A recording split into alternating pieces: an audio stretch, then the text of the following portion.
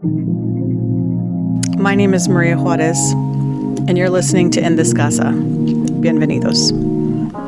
In this podcast, I aim to memorialize and honor my husband David's memory by exploring conversations about life and what it's like in my casa, and hopefully in other casas as well.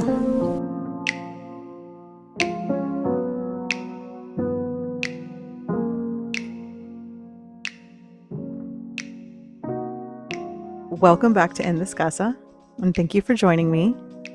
In this episode, we're joined by a very special guest, my daughter, Sara. Say hi. Hi, my name's Sara. Not everybody can see you because some people are listening on podcast platforms.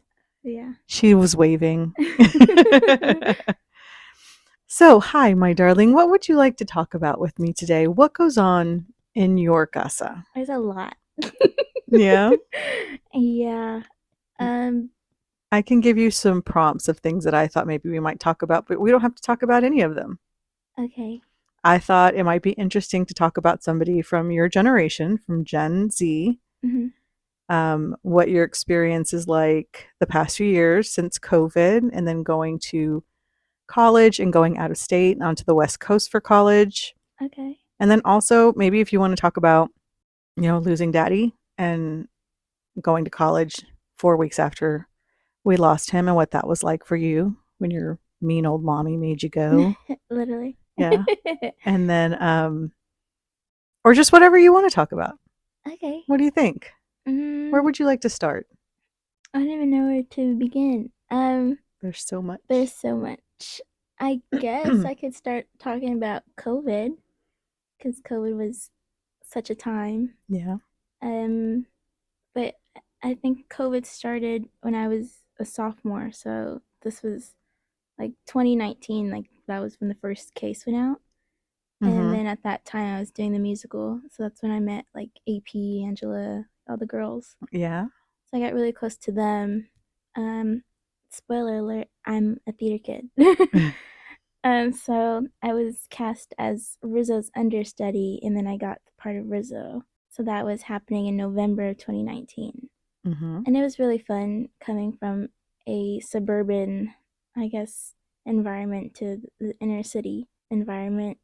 Right. So for our listeners who don't know us, previous to that, you had been living in one of the suburbs of around outside of Dallas with your mom and your stepdad. Mm-hmm. And then going into your sophomore year, you came to live with Daddy and I. Mm-hmm.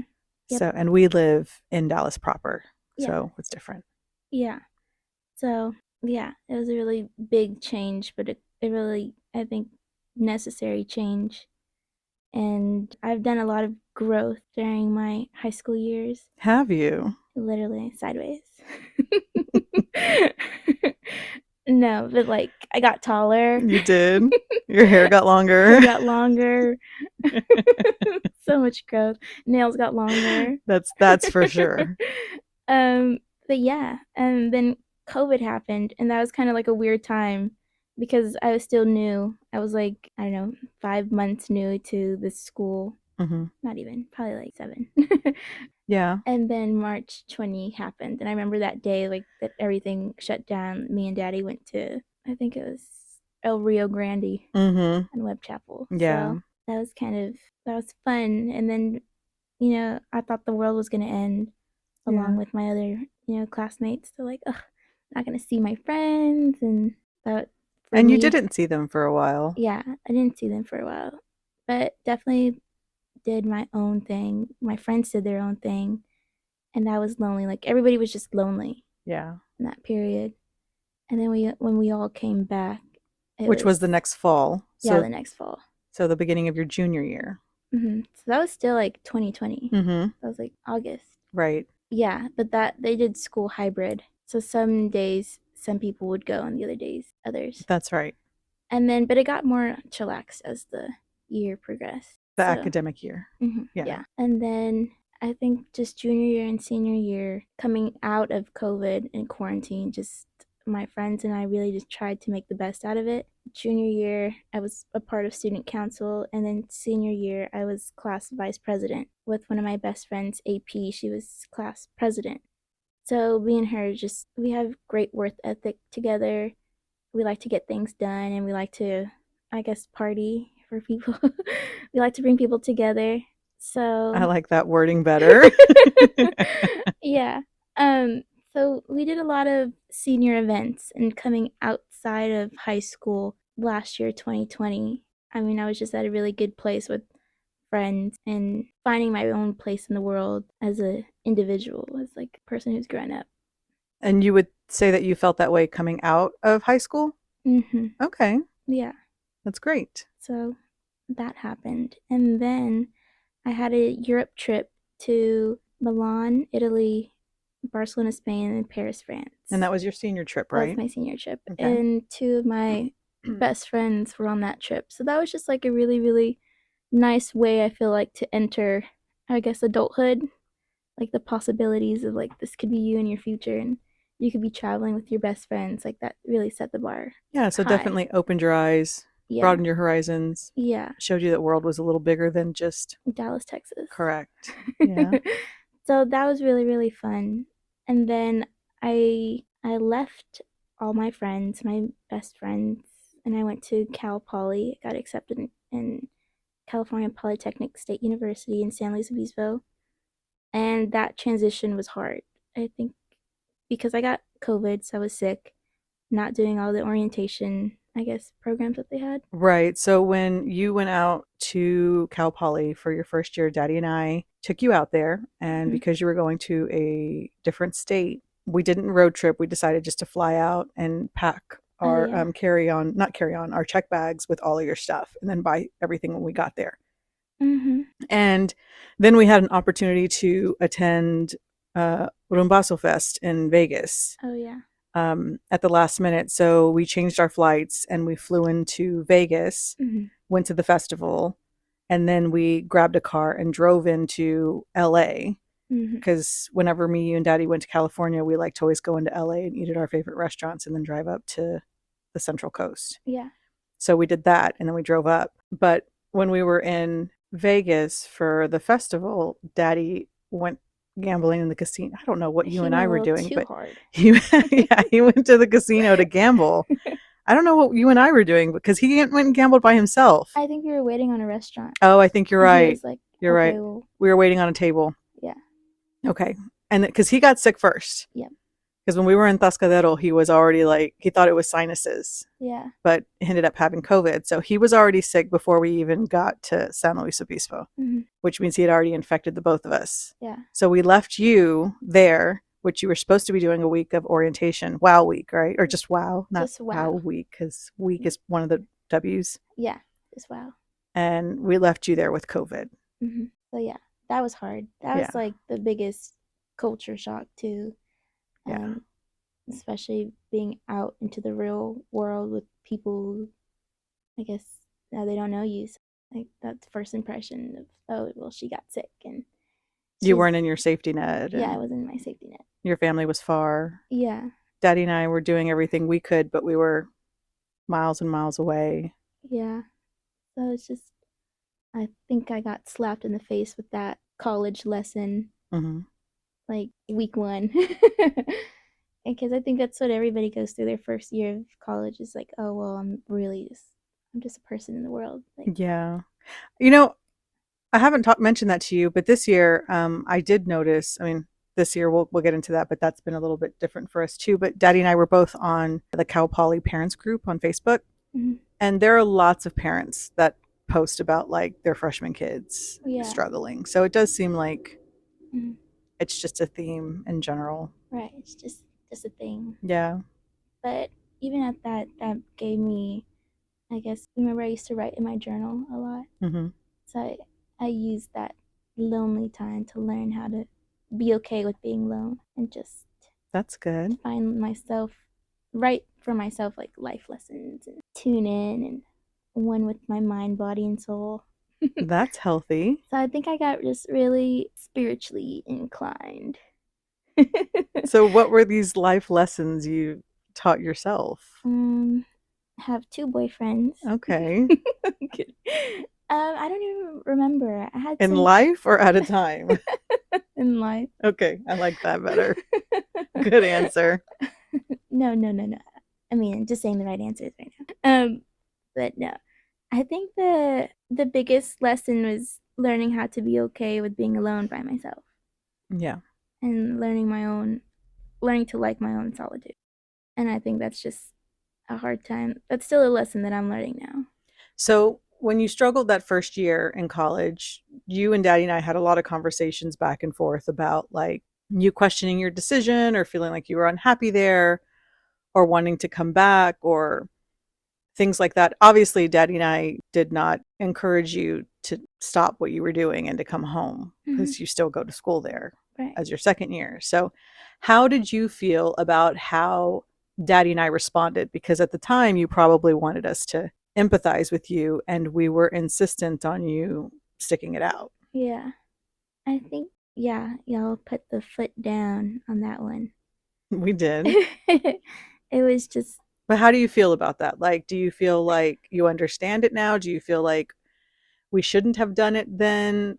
no, I understand it. Yeah. I think even when I would entertain it, at the end of the day, I wouldn't have left either. I think I just like to cause a stir. You like to complain. I just like to complain. Yeah. Okay. I don't like when A you little about complain. me. Good qualities, all good things. Yes. No complainers. No complainers allowed. Yeah. So Okay. that's that. I'm still there. Okay. Still trucking. So then you finished your first year Mm-hmm. and then you came home for the summer. Mm-hmm. Oh yeah. Summer was, I think, for the past year since last year at Cal Poly, I just been going through a journey of self.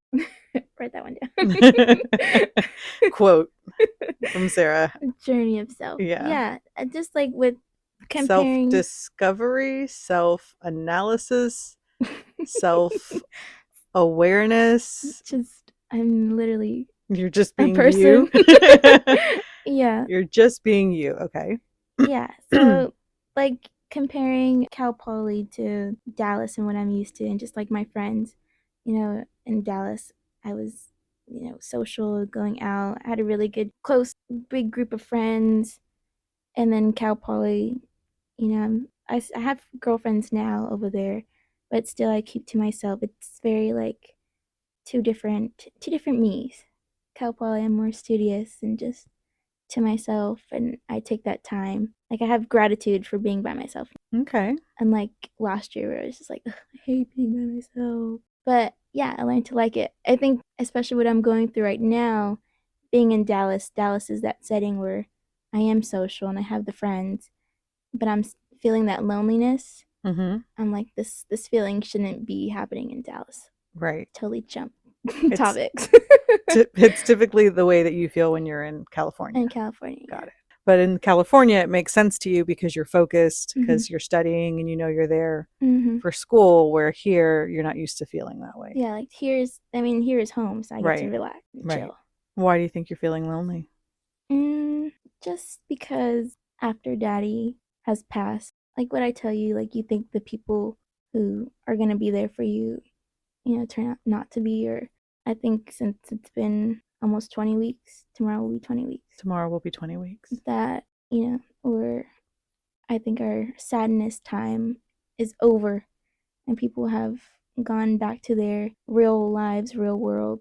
Right. Like other people have, but we haven't. Yeah. Right. We're still stuck. We're still going through the 7 stages every day. Yeah. Right. So I think I have a hard time with that. Mm-hmm. And then, not only just losing Daddy, but losing 2 relationships that I guess mended or just worked so hard to have fulfilling, intimate friendships with certain people. Mm-hmm. And then one has fallen through, and then the other one's rocky. Mm-hmm. I think that hurts my little heart. Yeah. Because I'm so social. Yeah. But it's again, I'm relearning how to be okay with myself. Okay. I'm proud of you. Strong little girl. Good job. Strong 19-year-old. I love that. But yeah. Okay. How about, can we backtrack a little bit and talk about Daddy? Mm-hmm. Okay. So I think I want to talk about, so when we lost Daddy on August 12th. Mm-hmm. And when did we take you to school? Like mid-September. It was September 17th. Okay, that sounds about right. Yeah. So clearly, like just at a month Mhm. after we lost him. So how do you feel about that? How did that go for you? That was such a time. Yeah. You want me to give context first, or do you want to Yeah, just talk? context. Okay, so for context, we lost David on August 12th. We already had plans in place for him and I and Sara to fly her. No, we weren't going to. Well, yes, we weren't going to drive after all. We had already decided we weren't going to drive. Yeah. So we already had flights, and we were going to fly back into LA and drive up the coast like we always do. Yeah. And then we lost him. So maybe a week after we lost him, I guess after his services is when we discussed that you were going to go back to school. Yeah. Or maybe we didn't discuss it. Maybe I just said to you that the expectation was going back, that you're going to go back. Yeah. Right. And that's why I want to talk about this, because I think it's important for other people to hear, you know, how these things go down. And the reason I want to talk about it with you is because that's how things go, right? A parent Yeah. sits down and says, I've made this decision, right? And although I made a decision and informed you of what the decision was, obviously you're a person with your own thoughts and opinions and experiences. And so you have a thought process that may be opposite of mine. And so that's kind of what I want to, I'm hoping you and I can like talk through. Mhm. And not because I want to like argue about it or anything. I just think it'll be interesting for other people to hear. Bringing up old stuff, eh? Yeah, talking about old shit. Literally. Okay, so what I am remembering is that I think I sat you down and said, okay, the expectation is you're going back. So I'm going to change all of our flight itinerary, and you and I are going to go, and just the two of us are going to fly straight into San Luis Obispo. Mhm. And that's going to be the plan, which is what we ended up doing. Mhm. But I think it was a week, maybe 2 weeks before, at the most it was 2 weeks, definitely a week before you tried to back out. I tried to back out. Yeah. That's the truth. Will you talk me through what was going on? I remember, okay, because I had such a hard time, I guess that first year at Cal Poly, just finding friends and finding my place. I got into University of Texas in Austin, but I didn't tell anybody at that time because the goal was I wanted to get out of Texas and go to California. And then I really, I guess, dwelled in that, oh, like I could have gone to UT Austin or could have stayed in Texas because I got into like SMU too. But I think after Daddy had passed, just feeling nervous about like missing big moments in my family because I'm very family oriented and I'm a flight away, but I mean, I could have been like 3 hours away or something, maybe 15 minutes away. The flight is 3 hours. Literally. Plus TSA, that's like another hour. I mean, stopping at Buc-ee's and putting gas. Oh, yeah. Also. If you do the math. So yeah, that was, I guess that's why I got hesitant, and then you said no. Right. So and I again was insistent that was not, that's, I don't believe that Daddy would have been okay with that. That was not the plan, and he would want us and you to move forward with what we had already had planned. Mm-hmm. And how do you feel about that? About how I just insisted? Well, sometimes, parents know what they're doing. That was one of those. Okay, good. I'm glad that it worked out that way. And then I also knew, like, I think coming to Texas, if I came to Texas, like, I would be restarting that whole process again. And then I really did my research. I mean, I didn't actually. I just overheard someone in our department of city and regional planning said that this was one of the few colleges that has city and regional planning as a 4-year program. As an undergraduate program Yeah. versus a graduate program. So that just reinstilled like why I went to Cal Poly in the first place. Yeah. And like, why would I give that up? The goal is to get the degree and leave, and I don't want to spend 2 more years. Right. And you don't have to go into a master's program, Yeah. and you'll still have that education. Yeah. Right. And the credentials. And then I also thought about, like, there was a split second of like, okay, well, do I want to take the year or the Okay. Hold that thought, because Grandma Nini just walked in. And we're back. Okay, so we took a short break, a short dinner break. Yeah. Because Nini got here. Mm-hmm. And before our short break, we were in the middle of a hot topic. A hot goss.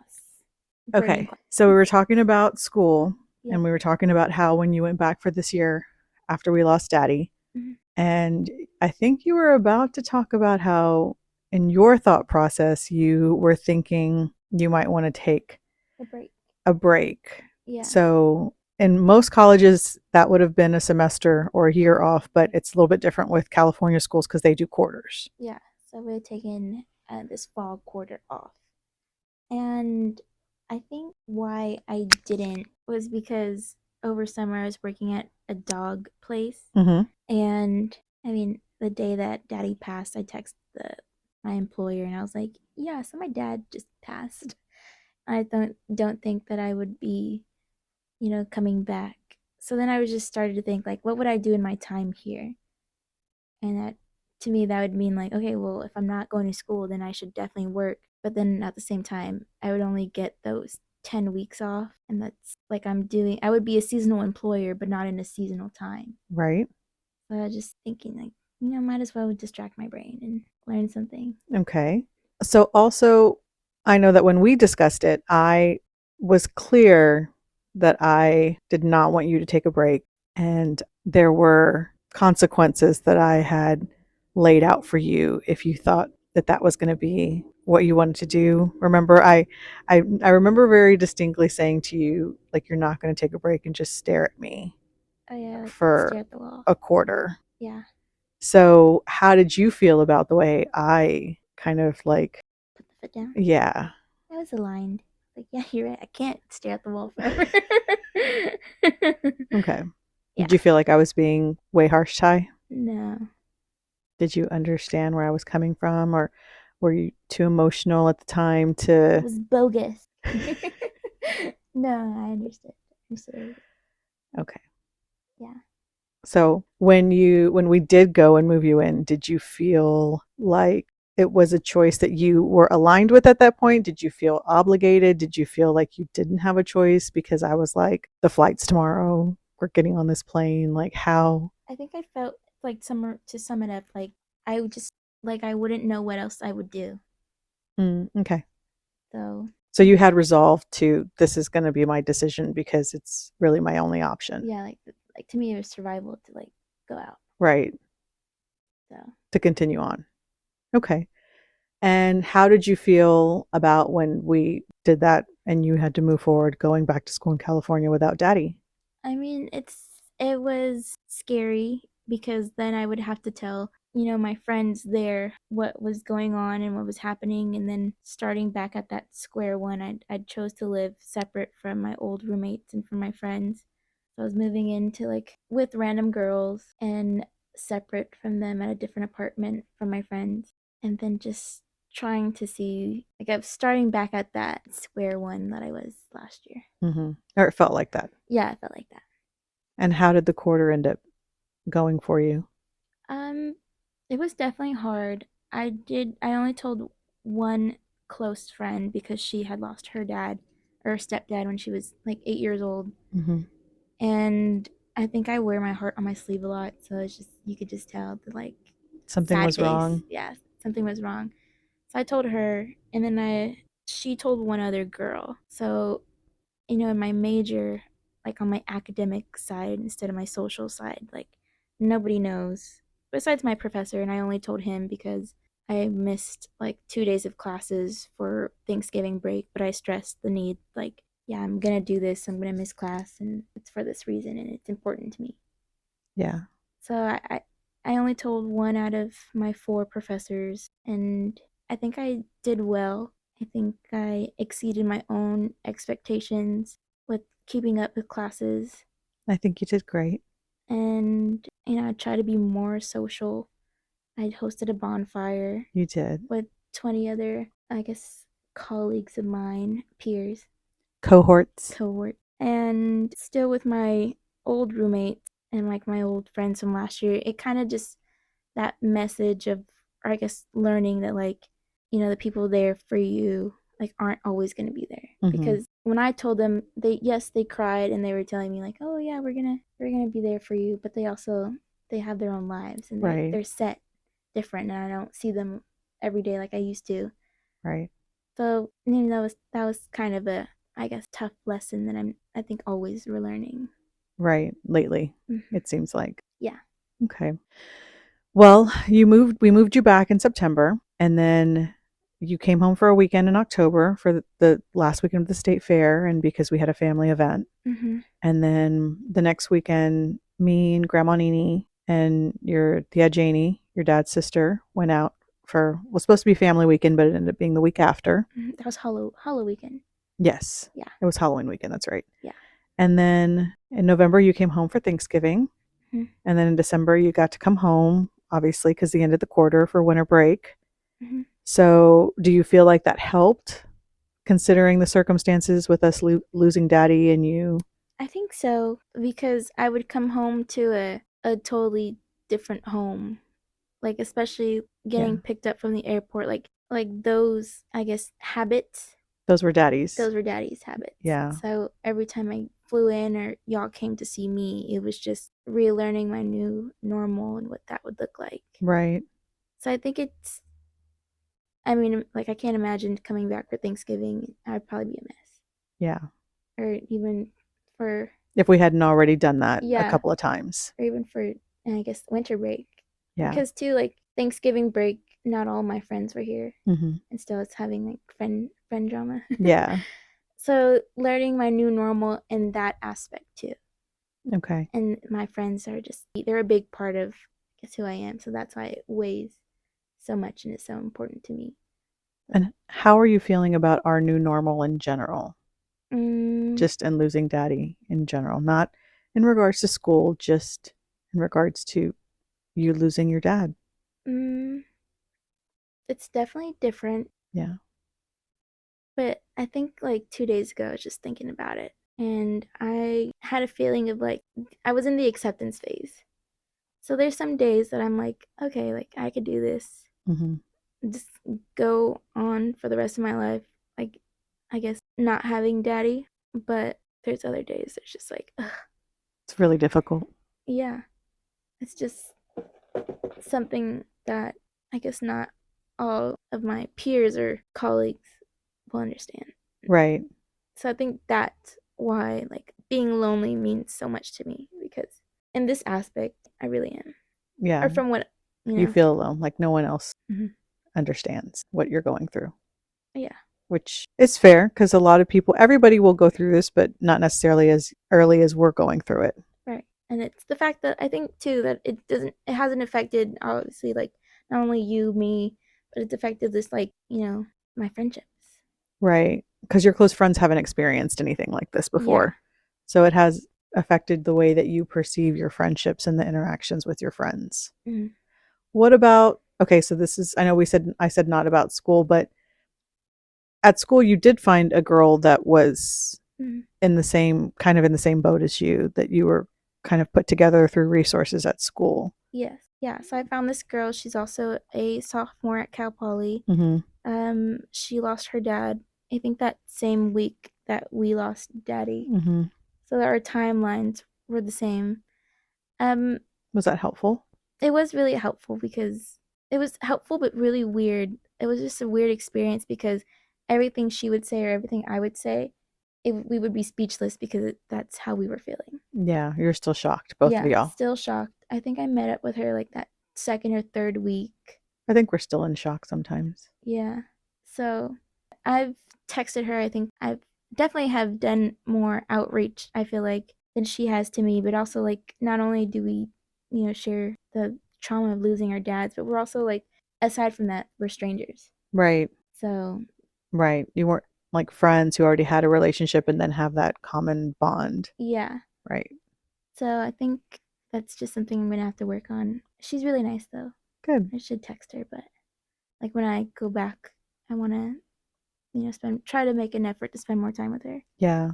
Maybe in another episode, we can talk about those resources that we were able to find for you through the school, which was especially needed since you go to school out of state. So the costs are different and I don't think for this episode it's a lot of information, so we can. of, Yeah. But do you think those resources that we were able to find were helpful for you? yeah, I think so. Okay, good. Yeah. And then we did like a group grief counseling here at home as well too. Yeah, I think that was helpful too. Okay. Yeah. And you also, well, you haven't really been seeing our family therapist. You've been seeing a therapist through the resources at Cal Poly. Mm-hmm. But do you feel like therapy sessions have been Mm-hmm. helping at all? Yeah, I come out of there feeling like, oh my God, life is so beautiful. It's okay. Even if it's temporary, you feel Yeah. better, Yeah, I feel better. which is good. It's at least it's a little bit of a relief. Mm-hmm.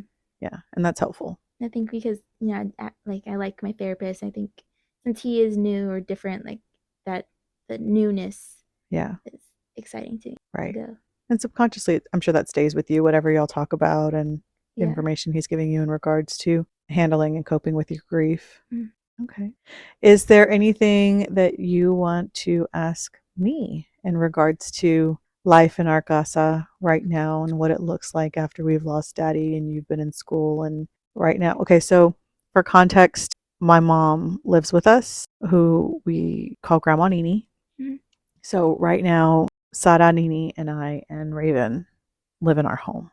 Yeah. Anything you want to talk about? Let's see. Any grievances you want to lay out there? I've got a lot. Ain't the time, Sarah.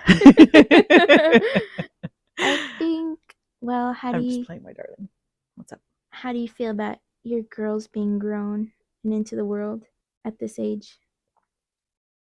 That's a great question. I think as a parent, I do my best trying to balance remembering and understanding that you guys are not little girls and that you guys are growing up and that you have your own opinions and it is your own life and you have experiences, with also trying to be the kind of parent that Daddy and I thought that we were going to be as parents together to you and your sister. So it's difficult. And, just also probably a conversation for another episode, but maybe it's also different because I'm your stepmom and, I didn't birth you. Maybe it's easier. I don't know if that makes it easier for me to try to like see you guys as people, individuals. Yeah. I was thinking about that too. Like, I feel like sounds so sad, but like after Daddy's lost, like I talk to you about boys now More than before. Yeah. I mean, we could have talked about it then, but Daddy was very like, yeah, no boys.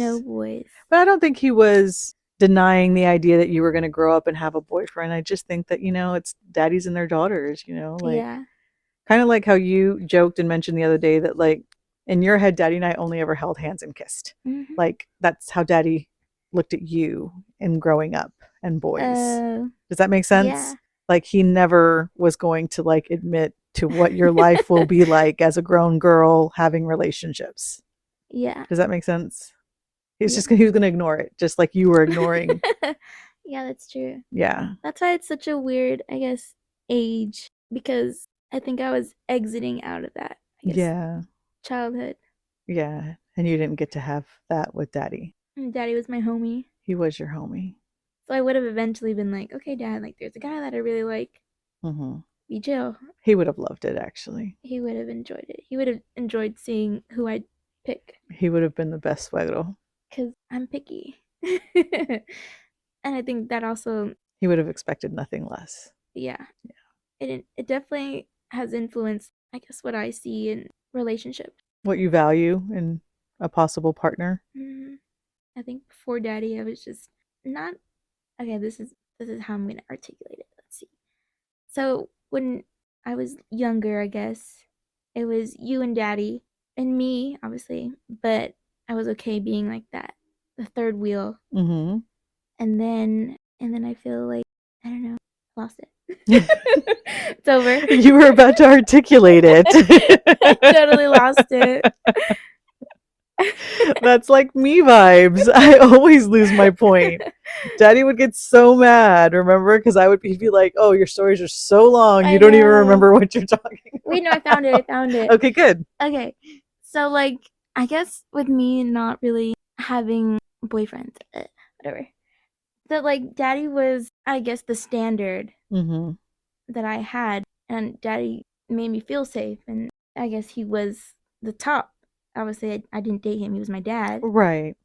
but He set a standard for he you. set a huge standard, and that no one at high school has set that standard. And now, after daddy's passing, it just goes into like what I've told you, like I've lived so much life that like now that I'm interested in like guys who have also, I guess, a little bit more like daddy's vibe, Okay. not, I guess, I get it.